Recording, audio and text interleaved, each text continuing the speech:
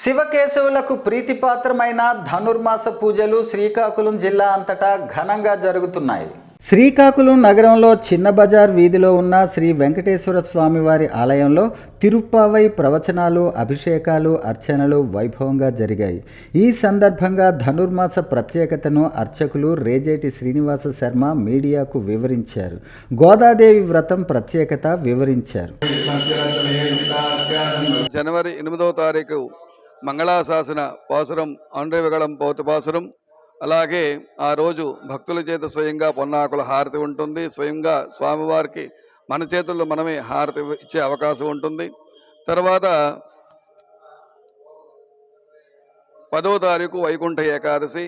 ఈ వైకుంఠ ఏకాదశిని పురస్కరించుకొని తెల్లవారుజాము 4 గంటల నుంచే వైకుంఠం ద్వారం ద్వారా అనగా ఉత్తరముఖంగా స్వామివారి దర్శనమిస్తారు స్వామివారు. అలాగే 11వ తారీఖు కోడారై వెళ్ళుం శ్రీర్ గోవింద. ఈ నెల రోజులు కూడా గోదా తల్లి వ్రతాన్ని ఆచరించి స్వామివారికి 108 గంగాళాలతో పాయస నివేదన చేసింది.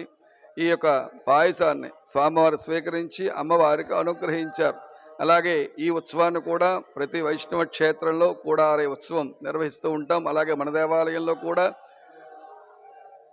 ఈ యొక్క ఉత్సవాన్ని 11వ తారీఖు శనివారం ఉదయం నిర్వహిస్తున్నాం. కావున ప్రతి ఒక్క భక్తులు కూడా విచ్చేసి ఈ ఉత్సవంలో పాల్గొని స్వామివారి కృపకు పాత్రలై తీర్థప్రసాదాలు స్వీకరించి తరించి కోరుతున్నాం. అలాగే 13వ తారీఖు జనవరి 2025 13వ తారీఖు భోగి.